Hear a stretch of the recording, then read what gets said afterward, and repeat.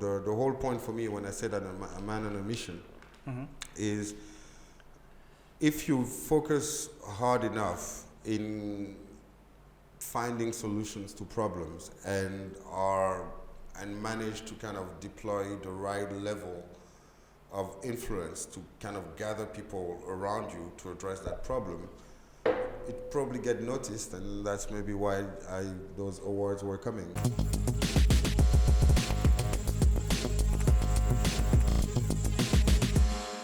Hi friends, for today's BFN we'll have a very special guest from Cameroon. He's a multi-award winner and was recently ranked in the top 30 of the most influential people in the blockchain industry. And he's also the founder and CEO of Ubuntu Tribe. So let's welcome Mamadou Toure. Good evening, Mamadou. How are you? I'm great, Benito. Thank you for having me. So thank you for accepting my request, okay, to be interviewed on the BFN platform. So I will put a direct question to you. Sure. Who is Mamadou Toure? Thank you. That's a very good question. So Mamadou Toure is an African at heart. Right. With a human dream, which is to make this world a better place. And I would say a man on a mission.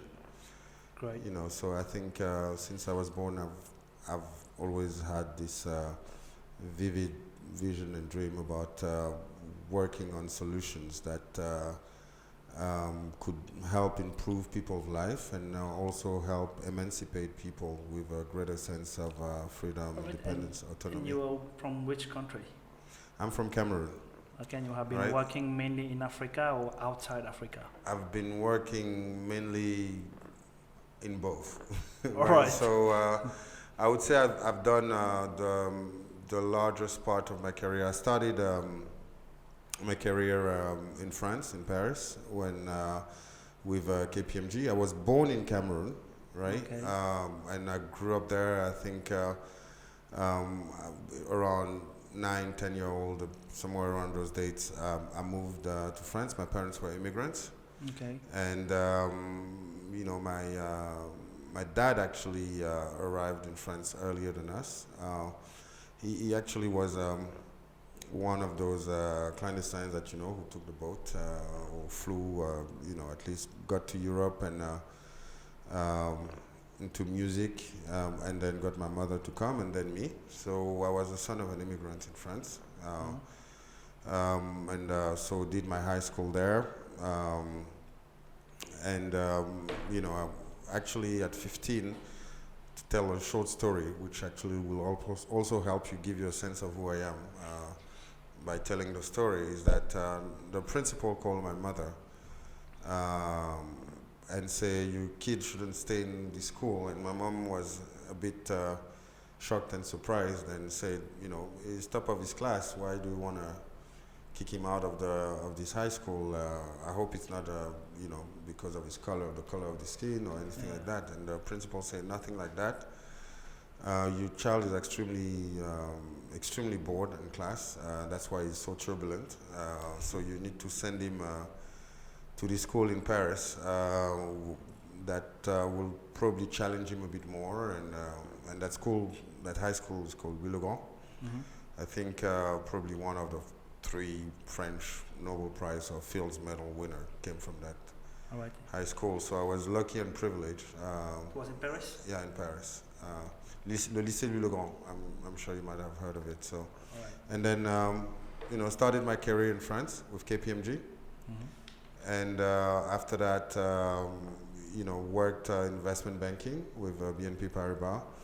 I decided to focus on Africa at the time, so from Paris. While most of my friends went to Goldman Sachs and all those fancy investment banks in London and New York, I wanted to give back and to help Africa. So BNP Paribas at the time, which was Fortis, which got acquired, had a unit focusing on Africa. So very young, then I started doing mergers and acquisitions on the continent, government advisory, project finance, sector restructuring across Africa.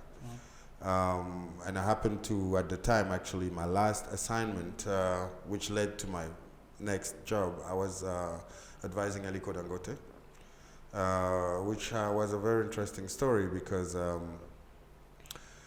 he was a trader mostly then, in cement, sugar, and so on, and he had that vision, which was to build the second largest cement plant in the world in Nigeria, and nobody.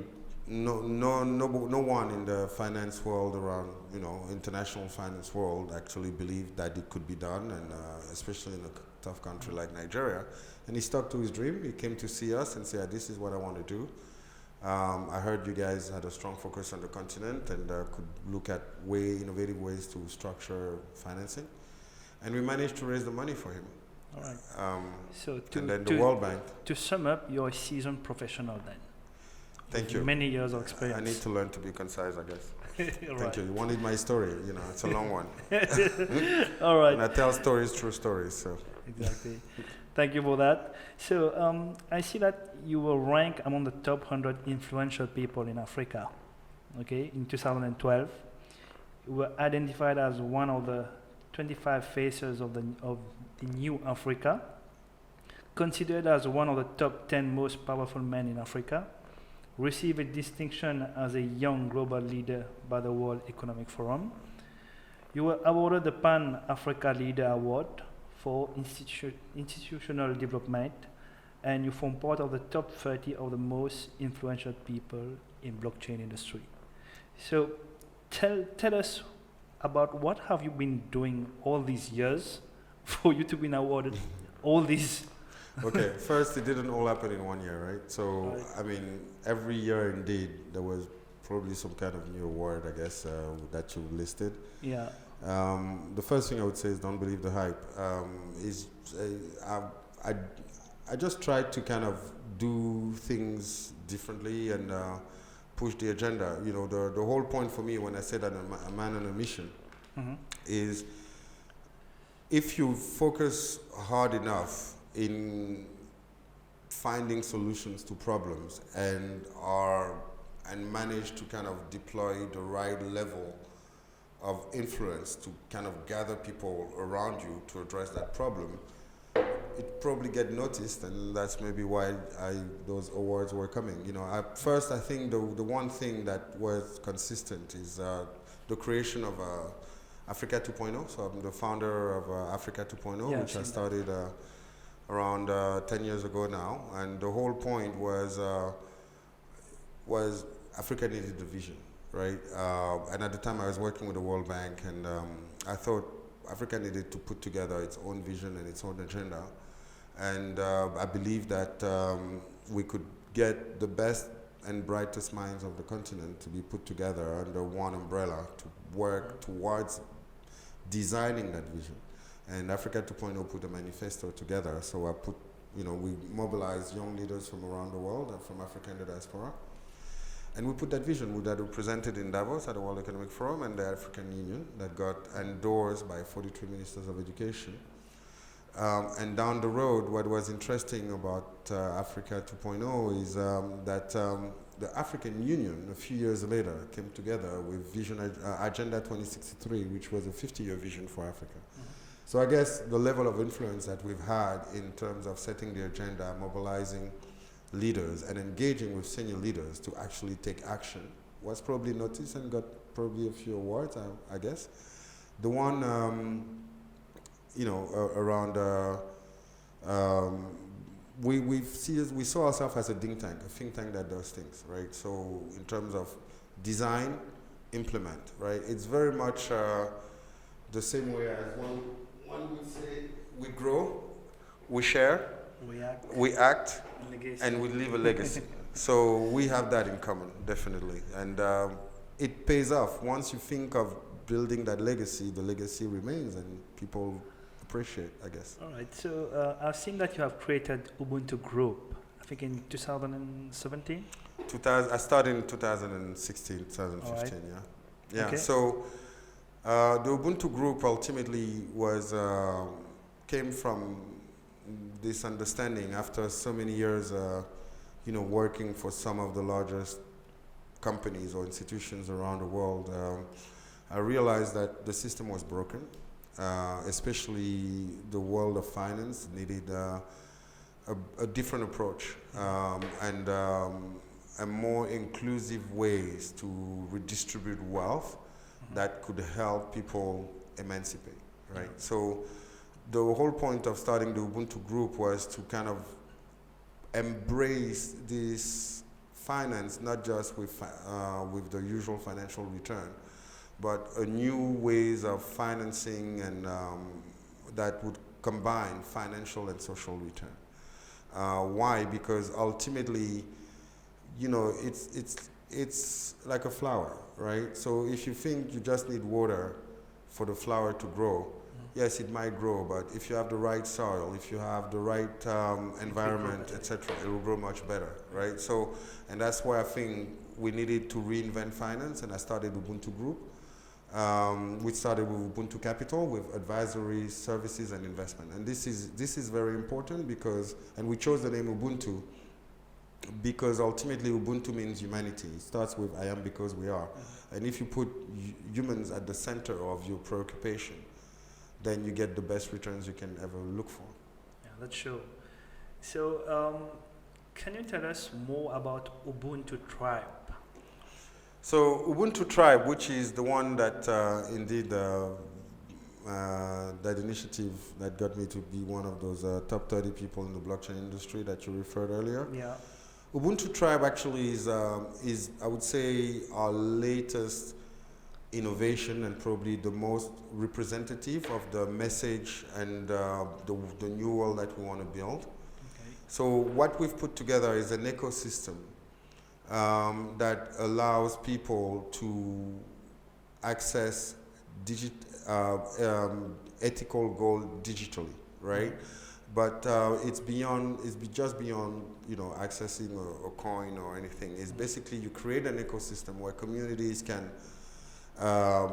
be built and trade with one another and exchange knowledge and all types of value. It is based on a blockchain. It is based on blockchain, platform. yes. So it's blockchain driven. And the whole point around blockchain is that it allows decentralized finance. It allows everybody to be able to participate in this global economy. Yeah, you're talking about financial inclusion, and many when we talk about 70% of unbanked people in Africa. Yes. That's huge. Think of this. Africa has been tagged as poor for so many decades, right? But at the same time, everybody knows Africa is wealthy, right? Especially in mineral resources, you name it, gold, cobalt, oil, you name it, right? So what about making those mineral resources a currency? Instead of having, you know, Mauritian rupee or Kenyan shilling or Nigerian naira that you can't use anywhere, but you still sit on so much wealth, right?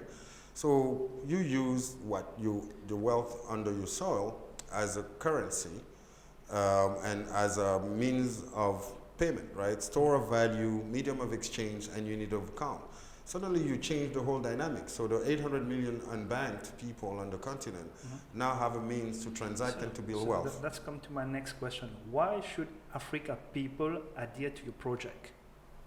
What are the reasons, the advantages? Basically, we're leveraging on technology to reestablish the real definition of wealth. So as an African, if you want to escape the poverty trap, you have this unique opportunity today to leverage on technology to redefine what wealth is. Think of this. When Africa introduced mobile phones, we even went further and invented mobile banking and mobile money. I made the first investment in the world in mobile money, mobile banking, and that was 15 years ago. And I could see the trend. Africa can leapfrog. Today, we have that very unique opportunity through blockchain to leapfrog again, where we redefine wealth and where we redistribute the cards. And that's a fundamental shift in the history of the African continent that we can't afford to let go. Think of this. You know, what is interesting with Wakanda 4.0, right, is that the story of Wakanda if you look at it very closely, what made Wakanda Wakanda is the vibranium. Exactly. Right? And vibranium led to what? To technology that made it one of the most advanced civilizations in the world. Yeah. We are at that time in global civilization today. We have the opportunity to create and leverage on our vibranium. That's why Africans have to get on the bandwagon. We may not have a second chance to seize this kind of opportunity very soon. Let's talk about Ubuntu Coin. Okay, it is an asset back. It is backed by gold. Tell us more about this. How this is being done. So we have two tokens, right? We have Godel, which is a 100% gold-backed asset, digital asset, right? That is basically 100% pegged to gold. So the value of Godel is attached to the value of gold, and you can use it to, as a store value medium of exchange. You can trade, and we're working also on making it being accepted by large retail organizations so that people can actually use it to transact and allow really Africans to get into the global economy through that, right? And not just Africans, anybody in the world that would want to have a chance to use it. The second token that we have is the Ucoin, which is Ubuntu Coin that you actually coined earlier, right? Yes. So that one is basically an investment tool. Is what I would call a tokenized convertible warrant. But to be more in layman terms, it's an opportunity for investors to buy them, and we use the funds to pre-finance artisanal gold mining and junior mines and small, large-scale mines, or medium-scale mines, sorry, where we pre-finance the extraction of gold in exchange of a discount, right, on the gold that will be produced. This way, then we give back to the investors opportunity to get the gold after 1 year at 5%, and if they keep it for 3 years, they can get a discount of up to 15% of the gold. But more importantly, they always have the option after 3 years to convert this Ucoin into shares of the company.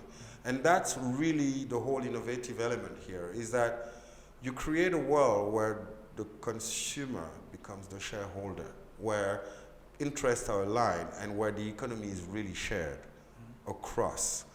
And not only as you do that is the importance of our model where we promote ethical gold, which means that everyone across the value chain benefits.